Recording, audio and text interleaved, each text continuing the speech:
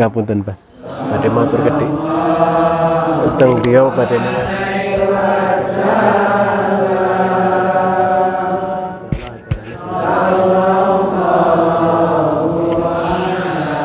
salah betul.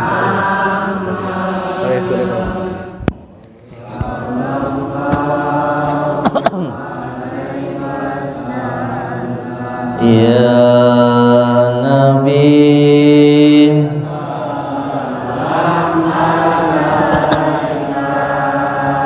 Ya Rasul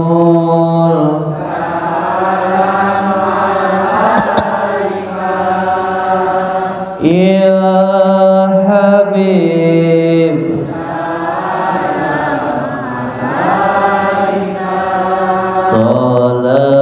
Salawat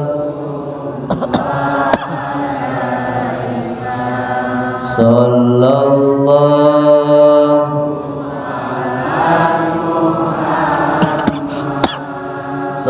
Sallallahu alaihi wasallam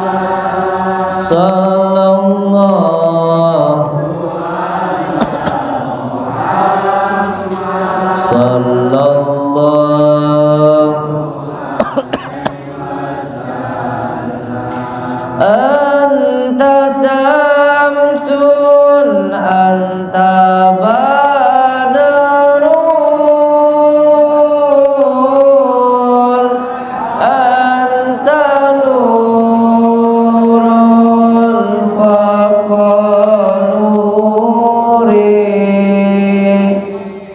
anta samsun anta badrun anta nurun faqanuri anta igsiru wa khali anta suduri sallallahu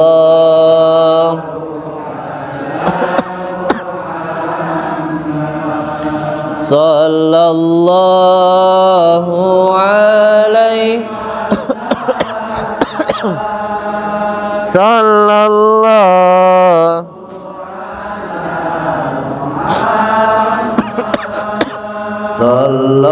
sallallahu alaihi ya nabi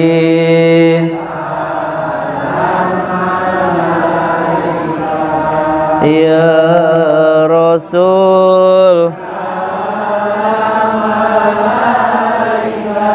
Ya Habib, salam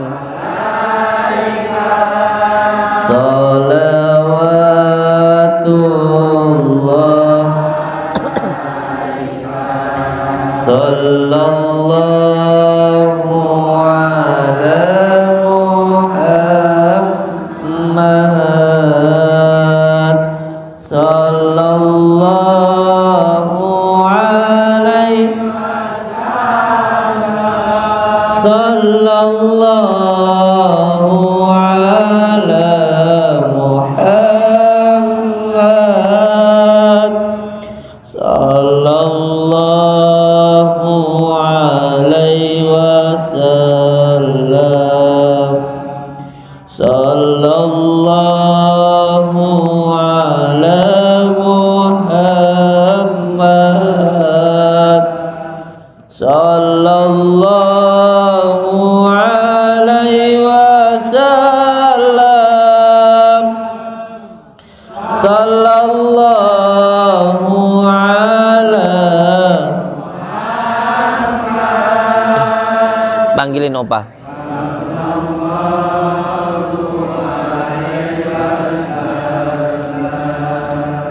sallallahu ala Muhammad sallallahu alaihi wasallam sallallahu ala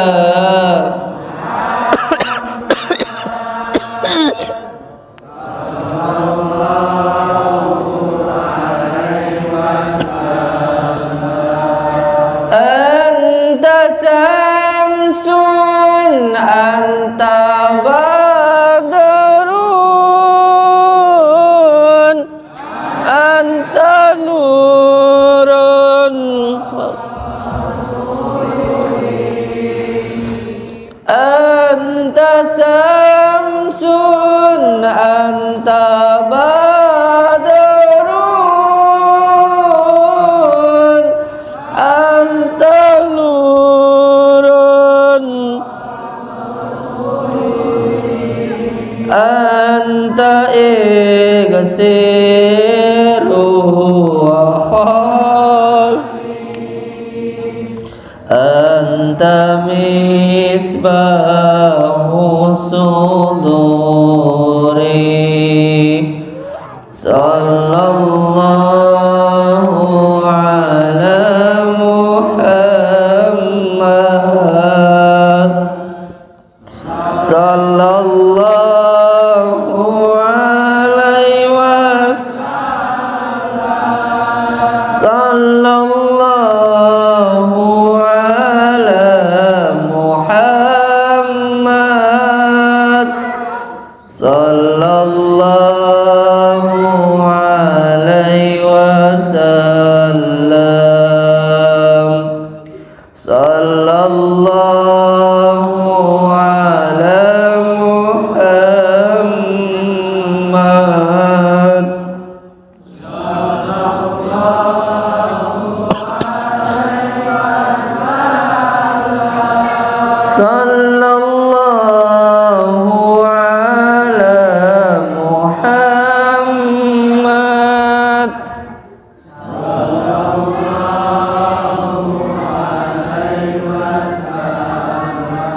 ya Nabi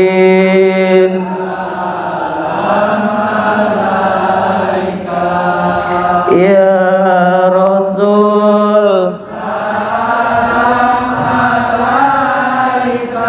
ya Habib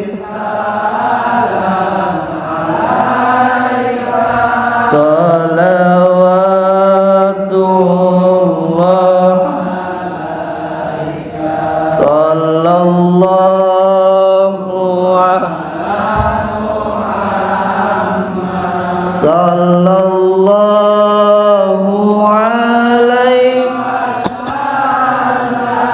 alaihi sallallahu ala Muhammad.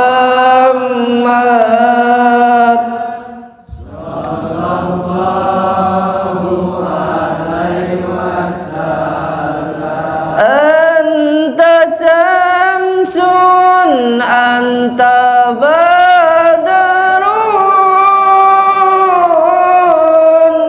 anta nurun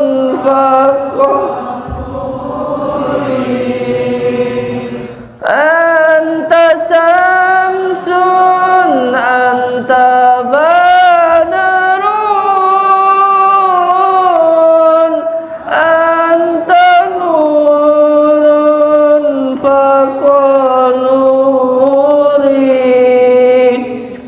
anta ighsiru wa khali anta misbahus suduri sallallahu ala Muhammad sallallahu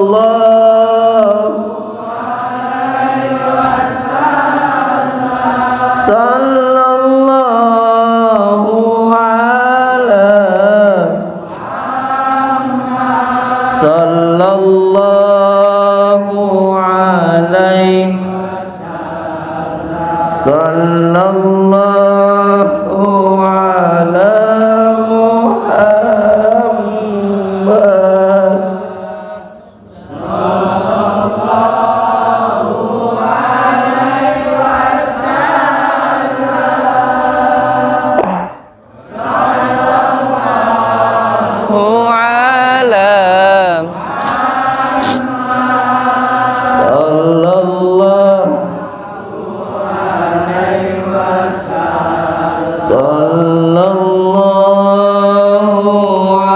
ala Muhammad sallallahu ala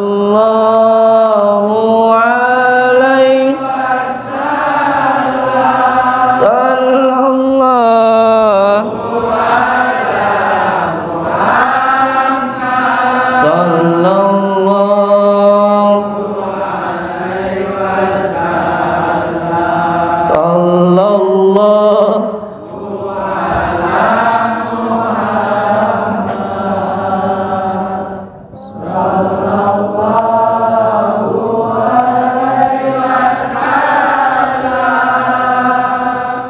sallallahu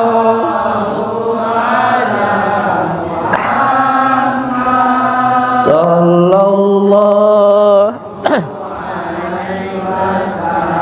sallallahu ala Muhammad sallallahu alaihi wasallam.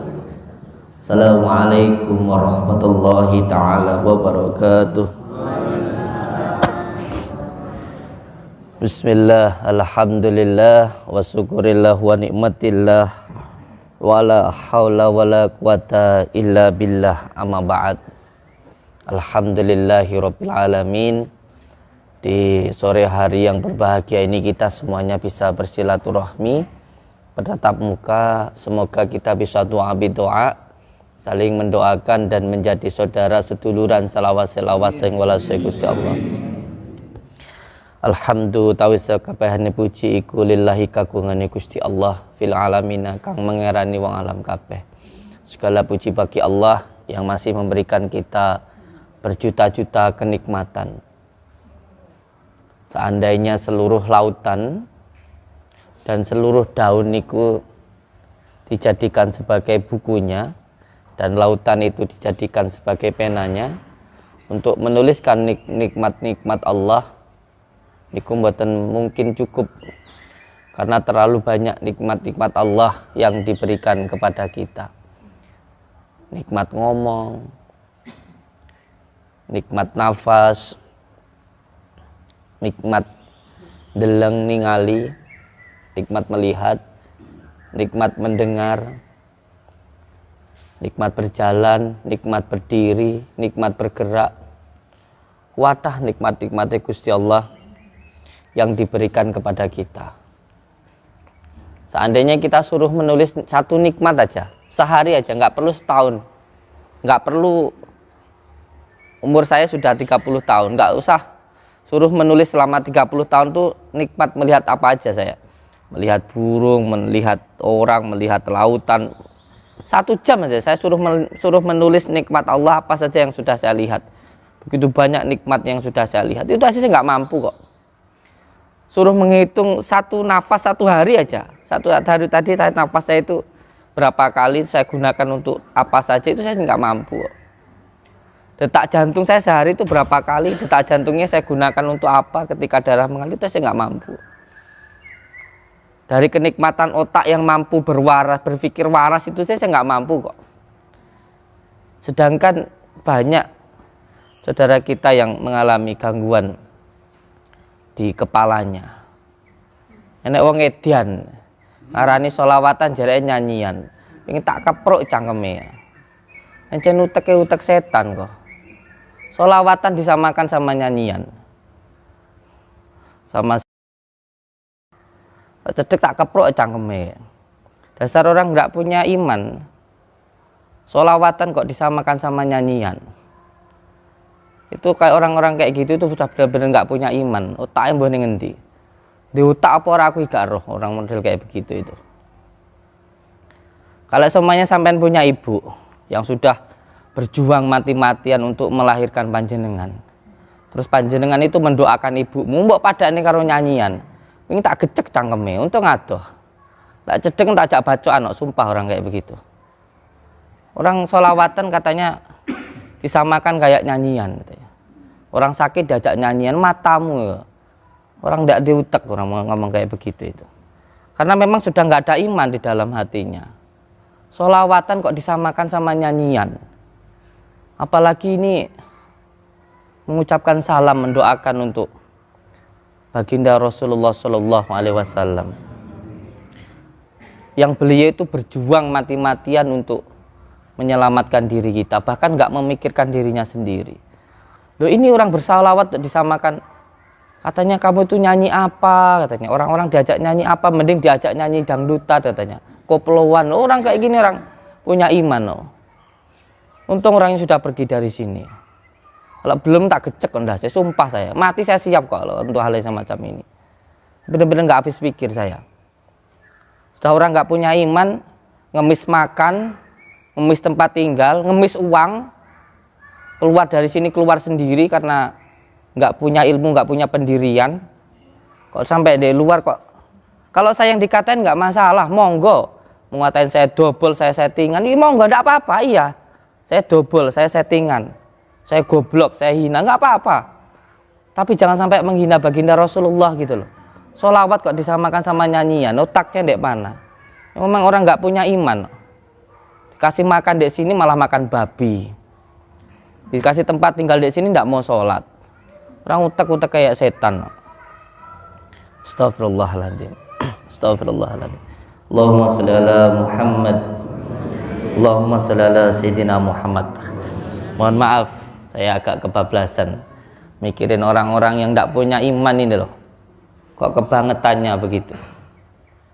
Nyerang saya sudah dianggap sudah nyerang, dimaafkan, dianggap kayak saudara, tapi malah menjelek-jelekkan agama. Ya memang nggak punya iman. Dari sini tidak mau sholat kok. Dari sini mau apa? Makanya saya bilang juga, siapapun nih, termasuk untuk opa, kalau dari sini nggak mau sholat, dia pergi dari sini. Tapi alhamdulillah beliau mau sholat. Sejelek apapun orang di luar nggak apa-apa. Yang penting di sini itu mau belajar untuk jadi orang yang baik, itu aja. Bahkan tadi malam itu sampai ada yang menghadap ke saya, anak saya. Bah dulu itu waktu di demo, waktu jenengan dihujat banyak orang itu, yang saya khawatirkan cuma satu, bah. Apa? Saya itu cuma takut kalau jenengan itu dipenjara. Dan saya itu salut sama jenengan, ternyata nggak mudah untuk dijatuhkan. Rahasianya apa, bah? Rahasianya sholawat, kata saya. Sebab sholawat itu nyambungnya sama pusat. Kalau yang sudah dekengannya sudah pusat itu nggak ada satu orang pun yang bisa menjatuhkan. Los, rarewel, blas. Kalau pengen selamat, istiqomahkan sholawat. Kalau pengen hidupnya nikmat, amalkan sholawat. Allahumma sholli ala Muhammad. Sepindah malih, kula nyuwun ngapura kalih panjenengan sedaya. Karena saya paling tidak suka kalau ada orang yang menjelek-jelekkan agama, apalagi sampai menghina baginda Rasulullah Sallallahu Alaihi Wasallam. Ini perintah Allah. Kalau kamu nggak menjalankan silahkan, oke, no problem saya. Kamu nggak sholat silahkan, kamu nggak suka sholawat ya silahkan. Tapi nggak usah menjelek-jelekan. Sholawatan dianggapnya kayak nyanyian. Kita sholawatan malah disuruh koplowan. Ini orang kayak begini otaknya kayak gimana itu loh. Sebab saya sendiri, wallahi demi Allah, saya itu orang hina Bapak Ibu. Saya itu orang bodoh. Saya itu banyak dosanya. Tapi demi Allah ketika mengamalkan sholawat, hidup itu pun selamat. Jadi seburuk apapun kita, jangan sampai meninggalkan sholat, jangan sampai meninggalkan sholawat. Dengan istiqomah mengamalkan sholat, dengan istiqomah menjalankan sholat, dengan istiqomah mengamalkan sholawat, hidup kita akan selamat. Jangan pernah ada pikiran saya masih maksiat, buat apa saya sholawat. Itu namanya bisikan setan, was-was. Alladzi waswisu fi sudurin nasi minal jinnati wan nas. Yang namanya manusia nggak akan pernah luput dari salah dan dosa. Walaupun terkadang kita masih maksiat, entah sengaja maupun yang nggak sengaja. Jangan sampai kita meninggalkan sholat dan tidak mengamalkan sholawat. Karena dengan menjalankan sholat dan mengamalkan sholawat, lama-lama nanti kita tidak akan mau lagi melakukan maksiat. Jangan kebalik. Jangan kebalik. Kalau nunggu bersih, alah aku nanti kalau nunggu udah bersih, kalau aku udah nggak maksiat, sampai mati nggak sholat nanti. Allah ngopo awakmu sholat, awakmu mesti maksiat. Ini omongan kayak gini omongan setan begini. Jangan didengarkan.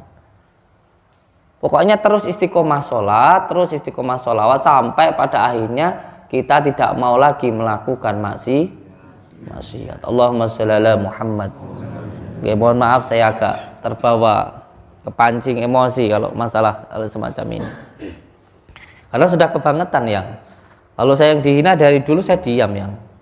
Tapi kalau sudah sholawat nggak boleh kita agama dihina diam saja, itu nggak boleh.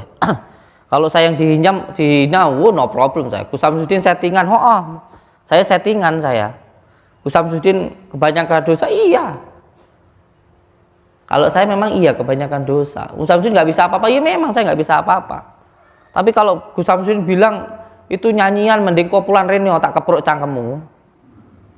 Orang sholawatan kok katanya mending nyanyi aja daripada sholawatan, mending nyanyi aja. Wah, auzubillahi min dzalik, orang seperti ini. Ini terpaksa saya harus ngomong. Kalaupun dengan omongan ini nanti saya banyak musuh, saya diserang, bahkan saya dibunuh, wallahi demi Allah. Demi Allah, saya siap kalau untuk masalah itu. Karena ini sudah kebangetan gitu loh. Di sana orang rukian malah diajak nyanyi-nyanyi. Mending diajak koploan. Orang astagfirullahaladzim. Otaknya seperti ini gimana loh. Sudah ndek sini ndak mau sholat. Malah tanpa sepengetahuan saya minum minuman keras, pesen babi. Orang kayak gini mau tahu tak babi ya. A'udzubillahi min dzalik. Allahumma sholli ala Muhammad. Ini pengalaman saya memang dari dulu. Orang-orang yang busuk itu akhirnya keluar dari sini, keluar sendiri. Karena diajak baik nggak bisa, musuhin kita. Ini kan bosok kayak begini. Nggak satu dua. Bosok ya kan, diajak baik nggak mau, keluar dari sini keluar sendiri, akhirnya ngejelek-jelekin kita. Nggak satu dua. Kadang karena kesini karena pengen dapat uang, karena pengen numpang makan. Lama-lama nggak sesuai dengan keinginannya, pengennya lebih besar lagi. Sudah dikasih makan, sudah kasih tempat tinggal, masih nggak terima. Pengennya ini dan itu. A'udzubillahi min dzalik. Allahumma sholli ala Muhammad. Nggih, nyuwun ngapura nggih. Saya kalau masalah agama itu giroh saya berlebihan. Karena kalau agama yang dihina, apalagi yang dihina itu baginda Rasulullah, itu ada 3 orang yang di dunia ini yang saya jaga mati-matian. Yang pertama adalah baginda Rasulullah, yang kedua adalah ibu saya, orang tua saya, dan yang ketiga adalah istri saya. Makanya saya kemarin sempat bilang tentang seseorang itu, sampai saya tantang itu, karena sudah menyangkut tentang istri saya. Sampai istri saya nangis-nangis di depan saya. Udah ya, udah, nggak usah dibahas. Ya wes, akhirnya saya diam. Demi Allah kemarin saya sudah, demi Allah demi Rasulullah, sudah bilang sama opa-opa, laporkan ke Polda proses masalah ini. Karena istri saya yang nangis-nangis sama saya, ya wis lah, kata istri saya nggak usah diperpanjang, jadikan sebagai muhasabah, ya sudah, kata saya. Akhirnya saya diam. Saya paling takut soalnya sama istri. Paling takut saya sama istri itu. Dan saya katakan, saya paling bangga kalau ada laki-laki yang takut sama istrinya. Saya ulangi lagi, saya paling bangga kalau ada bapak-bapak, ada laki-laki yang takut sama istrinya. Saya sendiri belum bisa seperti itu, tapi saya suka kalau ada orang yang seperti itu. Ada sebuah cerita, riwayat, kisah nyata. Umar bin Khattab itu keras-kerasnya orang. Bahkan Sayyidina Ali itu sampai penasaran, orang segala ini gimana ya kalau ketemu sama malaikat. Akhirnya ketika Sayyidina Umar bin Khattab ini meninggal dunia, diintip sama Sayyidina Ali. Sayyidina Ali ini wali ya, kekasihnya Allah, kasihnya baginda Rasulullah. Tahu diintip. Ketika malaikat datang, tanya, man rabbuka, getak sama Umar bin Khattab, mengkeret malaikatnya itu, nggak berani tanya lagi. Kamu berani-beraninya tanya sama saya, ya Allah lah Tuhan saya. Malaikatnya nggak berani tanya lagi. Malaikat saya ketakutan. Itu pernah suatu ketika ada salah satu sahabat itu yang ceritanya itu silaturahmi ke rumahnya Umar bin Khattab. Nggak taunya tuh di sana itu sebenarnya sahabatnya ini datang ini mau curhat tentang keluarganya. Dia ini habis dimarahi sama istrinya, mau minta nasihat ke Umar bin Khattab. Sowan ke rumah Umar bin Khattab, lagi mau masuk ke depan rumah, dengar Umar bin Khattab lagi diomali sama istrinya. Alah, mundur dia. Gak jadi curhat. Akhirnya ya minum kopi berdua lah. Terus cerita, jenengan mau kesini mau apa? Aku tadi itu sebenarnya kesini tuh mau curhat loh. Ya Khalifah, saya mau cerita apa? Gak jadi kenapa? Karena kita sama. Samanya kenapa? Saya tadi itu di rumah dimarahi istri. Makanya saya itu kesini mau minta nasihatin jenengan. Lah kok di sini sampean kok ya orang yang paling galak, paling bijaksana, paling keras kok ya takut sama istrimu. Sama istri jenengan kok ya wedi gitu. Terus Umar bin Khattab berkata, segalak-galaknya istri saya, sejahat-jahatnya istri saya, enggak lebih pengorbanannya, enggak ada seujung kukunya dari ketika dia melahirkan anak saya. Pengorbanan istri saya bagaikan gunung dan kesalahannya hanya sebagaikan pasir setetes ini. Dibandingkan kesalahannya dengan pengorbanannya ketika melahirkan anak saya, tidak ada sebandingnya. Makanya saya itu lebih menghormati istri saya daripada hanya sedikit kesalahannya. Allahumma sholli ala Muhammad. Allahumma sholli ala Muhammad. Bahkan amit nggih Bapak Ibu, saya itu dari dulu senengnya sowan-sowan. Tanya istri saya, demi Allah saya itu dulu seneng sowan-sowan. Bahkan ibu saya dari mulai saya masih kecil, senengnya saya itu sowan-sowan ke rumah kiai-kiai gitu. Karena saya mau ngaji, mau mondok itu nggak punya uang. Akhirnya saya itu bisanya cuma sowan-sowan begitu. Sekarang alhamdulillah dapat uang dari jenengan semua ini, dari penjualan online ini, semua yang mondok di sini gratis. Siapa yang mau mondokkan anaknya di sini gratis, tempat tinggalnya, makannya, bahkan insya Allah kita belikan baju, kita kasih uang. Tadi ada anak-anak kecil 10 tahun, 7 tahun, itu Umi senang sama anak kecil seumuran segitu. Kalau yang agak besar saya, ya gini-gini nih, tua-tua ini, semuanya gratis. Makanya tempat tinggalnya semuanya gratis. Mohon doanya Insya Allah sebentar lagi kita bangun Pondok Nuswantoro 2 untuk menampung orang yang gangguan jiwa. Karena itu cita-cita saya, pengen ngurusin orang-orang yang gangguan jiwa nanti di Pondok 2. Kalau Umi pengennya punya yayasan yatim piatu. Mohon doanya dari panjenengan semuanya. Allahumma sholli ala Muhammad. Nggih, monggo. Setelah ini kita rukiahan, terus nanti satu persatu nanti ngobrol dengan saya. Nggak perlu khawatir. Di sini pendaftaran gratis, konsultasi gratis, rukiah gratis, terapi gratis. Nggak ada yang dimungut biaya. Tadi malam itu saya sampai pagi, Bu. Jadi dari mulai sore seperti ini, siang, sore, sampai malam, sampai pagi saya itu. Sampai subuh. Masih terima tamu, belum selesai. Jadi santai mawon. Nggak usah khawatir, jenengan nanti malah menghambat doa kita. Nggak usah berpikir, oh saya nggak bawa uang, nanti saya nggak dilayani. Piye kok bayar piro, begitu. Demi Allah, demi Rasulullah.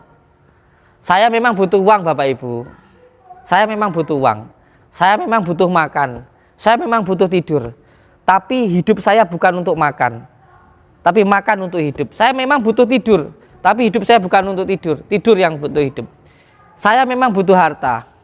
Tapi bukan hidup saya untuk harta. Tapi harta yang hanya saya gunakan untuk jalan kehidupan. Bukan tujuan saya, bukan harta. Makanya tadi saya bilang sama Opa, kalau orang tujuannya dunia pasti hina. Pasti hina. Pasti hina. Tapi kalau orang tujuannya itu akhirat, pasti mulia. Dunia yang mengejar diri kita. Itu saya buktikan kok. Makanya jenengan semuanya, bapak-bapak terutama kalau bekerja, niatkan ibadah dulu. Jangan cari uang. Ada kemarin orang dari Bekasi, Bapak Ibu, mau jual rumah, punya perusahaan, nggak laku-laku. Susah terus, berantem terus. Uangnya habis-habis terus. Saya bilang, rubah mindsetmu, rubah mindsetmu. Jangan kamu niat jual ini, usaha ini cari uang, coba dirubah untuk menyenangkan istrimu. Menyenangkan istrimu itu ibadah. Untuk menyenangkan orang tuamu, nanti turah kasih tetanggamu. Mindsetkan itu dulu di pikiranmu. 3 bulan kemudian ke sini, tanya Mas Jani. Kasih uang saya kemarin 25 juta. Bawa makanan ke sini. Mana orang dari Banyuwangi juga seperti itu, ada di channel YouTube Nuswantoro itu, ibu-ibu. Ibu-ibu dari Banyuwangi punya usaha properti. Jual tanah sampai bertahun-tahun nggak laku, mangkrak. Saya bilang rubah mindsetmu, Bu, rubah Bu mindsetmu, Bu. Jangan kamu niat cari uang, coba kamu niat untuk menyenangkan, membantu suamimu, membantu bekerja, ibadahmu, sedekahmu. Itu kamu sedekah kepada suamimu, kamu membantu ibadah. Datang lagi ke sini, bilang kalau rumahnya laku 17 kapling, langsung bikin usaha 3 tempat lagi. Loh, mindset itu penting, pikiran itu. Maka pikirannya akan menentukan apa yang kita lakukan dan apa yang kita dapatkan. Bahkan Allah sendiri berfirman, aku itu tergantung dari prasangka hamba. Kula ngoten niku lho. Pikiran itu penting. Pikiran sampean sing tenang, sing tentrem, niku nandak nih enake iman. Lek wong nesuan, nah, aku mau nesu ya. Tapi nesuku beda, ora mergo donya, Bu. Ora mergo donya, ora mergo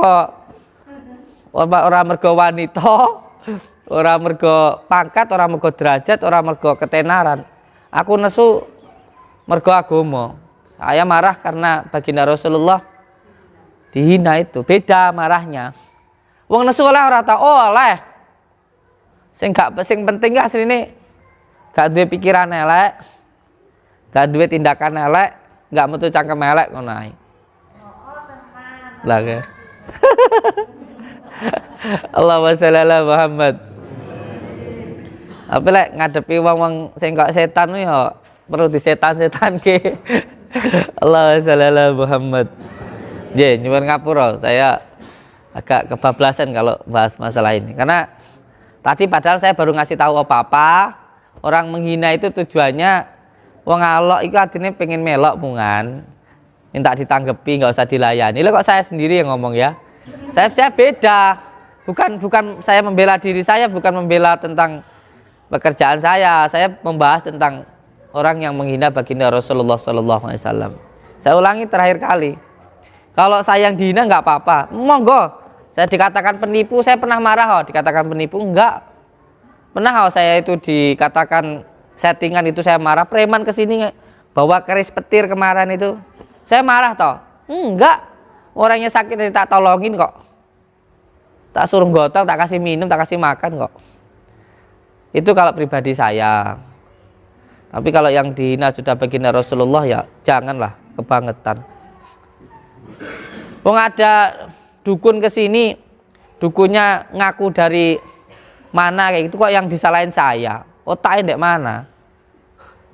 Wong yang ngaku itu dukunnya bukan saya kok. Terus nuduh setting. Kalau sudah nuduh settingan, terus kenapa dipermasalahkan? Otaknya ndek mana orang kayak gini itu? Oh, itu sudah pasti settingan.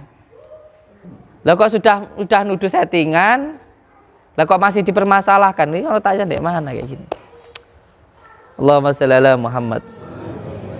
Settingan kayak gimana? Kayak tadi malam itu. Tadi malam yang masih di sini mungkin masih ada. Saya lagi pengobatan, 3 orang dobrak masuk ke dalam. Apakah seperti itu juga dikatakan settingan? Matamu itu. Ini taruhannya nyawa kok. Taruhannya nyawa kita ini. Ya settingan nggak apa-apa lah. Kamu anggap settingan silahkan.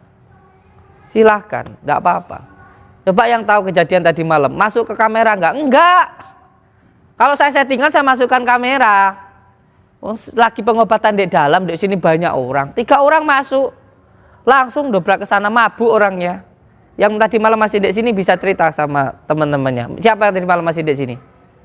Ya, sampean tahu kejadian tadi malam, Bu? Masuk kamera nggak? Enggak. Lah terus kalau nggak masuk kamera, nyetingnya gimana? Saya lagi di dalam, 3 orang mabuk masuk ke dalam. Teriak-teriak di dalam, saya diam aja. Masuk kamera nggak? Enggak. Yes, nggak apa-apa lah, orang nggak tahu kejadian di dalam gimana. Nyeting orang segini banyaknya kok hebat men aku. Bayari wong piro iki. Malah saya dibayar kok. Lu tanya no satu persatu. Malah beliau ini ngasih saya uang. Ya ngasih, ya nggak apa-apa. Masa saya bayar segini orang banyaknya. Allahumma sholli ala Muhammad. Nggih, amit nyuwun ngapura, kebawa emosi. Sesuatu yang benar itu sebenarnya tidak butuh pembenaran. Yang benar itu pasti benar. Allahumma sholli ala Muhammad.